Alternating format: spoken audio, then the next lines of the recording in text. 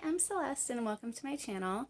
This channel is all about healing through parenting, which is a parenting method that focuses on helping children manage their emotions and teaching how to behave without needing to use punishments or rewards.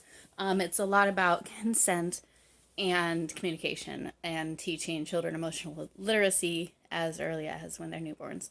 I'm a little nervous because I just put in my new dreadlocks. I have been wanting dreadlocks for a while, and so I kind of shaved the sides. So I washed them for the first time, and I can wear them over to the side like that.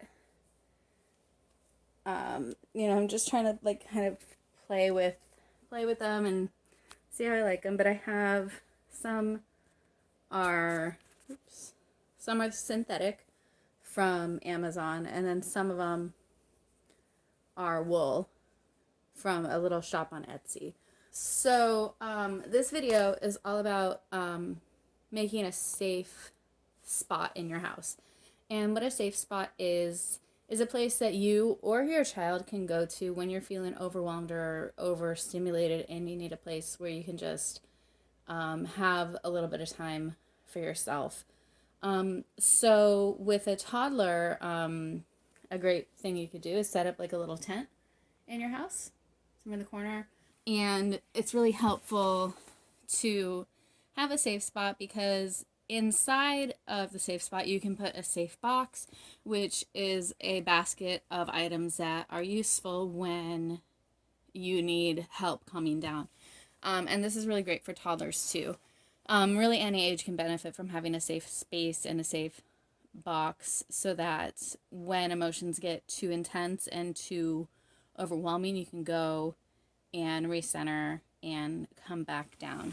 This is kind of piggybacking off of a safe place that is utilized in Conscious Discipline by Dr. Becky Bailey, and I'm going to put a link to her videos about a safe place below, and that's what they use in public schools who follow the Conscious Discipline model. I'm just going to show you what I have here in our little safe place, safe space that I go in when I am feeling overwhelmed, overstimulated. And my daughter can also go in here, and she likes to play in here. She likes to hide in here. It's just it's like a little cave. And it's different. Utilizing a cave or like a safe spot like this is much, much different than timeout. And in a couple minutes, I'm going to explain exactly what I mean by that. So let me show you this. Last year, when we went to the Outer Banks, before COVID and the coronavirus kind of changed the way vacations work. So there's a little tent. We put a couple blankets underneath so it's nice and soft. And this is just a fluffy blanket in here. And we put all these little babies and whatever plushies or toys that Ollie wants, she can just put right in here, and she can hide, really anything that she wants to do in here except go in without a diaper because she pees. So we're working on, she's not potty trained yet, but we're working on it. So a safe spot is very different from timeout. So timeout is a tool that parents use and actually schools use in order to stop a child from doing a behavior that they don't like. So they give a couple chances and they remove the child and isolate them and make them sit alone, disconnected for a period of time so that they can think about their actions and figure out how they want to navigate next time. This method does not work. I want to say it does not work because there are unintended mental health consequences that come with using timeout. So what I mean by that is when a kid is put in timeout for, say, they threw a puzzle across the room and then they're put in timeout, it tells them that they are bad for throwing something. They're bad because they got frustrated, and they got bad for having feelings. And now the action of doing timeout prevents the child from learning how to do it better next time. So it prevents the child from understanding that frustration is the emotion that they're feeling, And the action that they took was to throw a puzzle because they didn't know what else to do. They got stuck, so they got frustrated and they threw it. And there's a lot better ways to handle that. And the better way to handle that is to say something like, you seem really upset. The puzzle's not working the way that you want it to. I know you seem like you're really frustrated. So you threw the puzzle across the room. Throwing a puzzle is not safe. It could hurt the puzzle, it could hurt the furniture, and it could hurt me or you. So instead of throwing the puzzle, what you could do is you could understand that when it stops working the way you want it to, you could just take a deep breath, realize, hey, this isn't working. What can I do differently? What am I missing?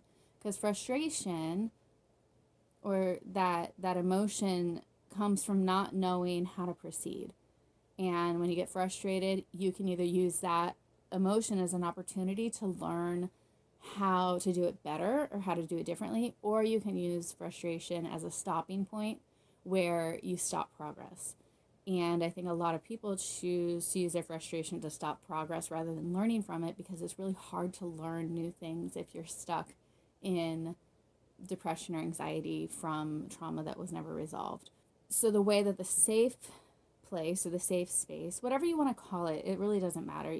A safe pod, a snuggle spot, whatever it is that you want to call it, it's a place that in those moments of frustration or in those moments of grief or in those moments of losing control over your emotions.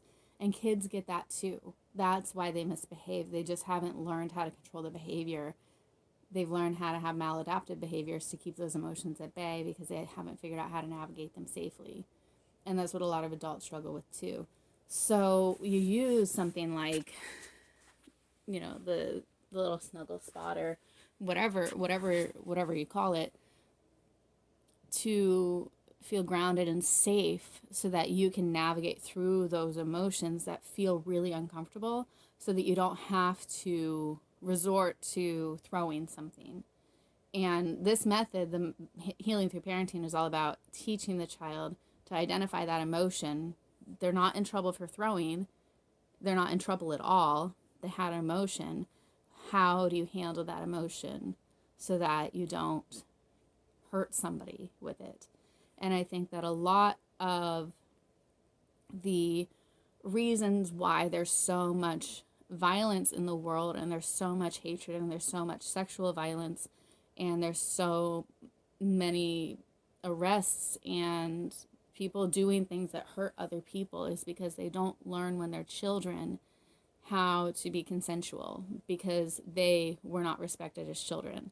So you have like this cycle of abuse that has passed on from generation to generation, even before Homo sapiens were a species. This is like life as we know it, traumatized with each generation, because bad things happen to every person and every living being. Bad things happen to all of us. And some of us choose to heal, and some of us choose to make different decisions so we don't pass that pain along.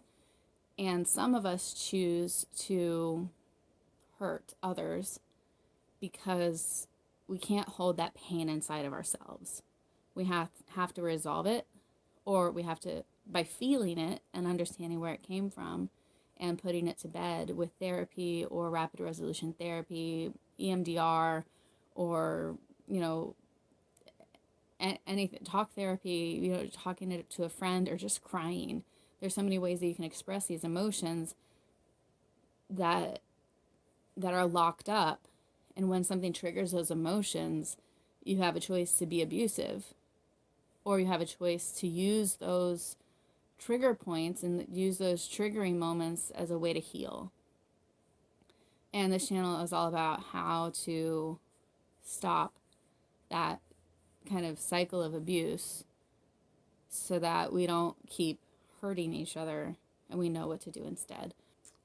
So when you have those moments when you're just like overwhelmed and stressed out, or your kid is having those moments when they're overwhelmed and stressed out and just going crazy, and you can't figure out how to navigate it, and you just keep feeling like they're in trouble over and over and over and over. Instead, shift the dynamic. What can you do to be helpful? Is their behavior triggering something in you that was unresolved from when you were growing up? What about their behavior is causing you to have a hard time? Are you worried that they're going to damage the furniture and you can't afford new furniture right now? Let them know that. Tell them. You're really hyper and excited. You can't go to school right now. Coronavirus is making it so that we have to stay home. And you're throwing things around the house. That's not safe. I want to keep you safe. That's my job. I love you and I care about you. Let's go outside and play ball. So they're not in trouble. They have to realize that they're loved. And when they feel like they can't be loving in return in those moments when things are just too hard, this is where to go. So you can set something up like this in your house really easily. You can put a blanket in the corner with a pillow. I would say do it in a place that you feel really safe. Don't do it in your bed, because beds are for sleeping, not for this type of thing. You could do it, in your living room. You could make your safe, if you don't even have kids, you can make your safe spot your couch. Just make it your little place that you go just to wind down. Everybody has a safe spot that they've already made. That's why I can't really name it, because everybody's safe spot is something different. My safe spot is my computer. Ollie's safe spot is here. And if I need to feel a different amount of safety, I can go in there. I can fit in there, and she loves it when I go in. So there are a lot of ways to handle emotions, and using a safe spot like this is really helpful.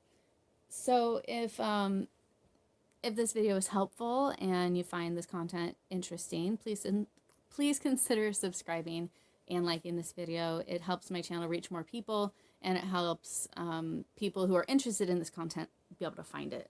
And I also have 2 other YouTube channels. You can check out the link below if you're interested in me singing or talking about my personal recovery through trauma. So thank you for watching. I hope it was helpful. I wish you peace, love, health, and joy.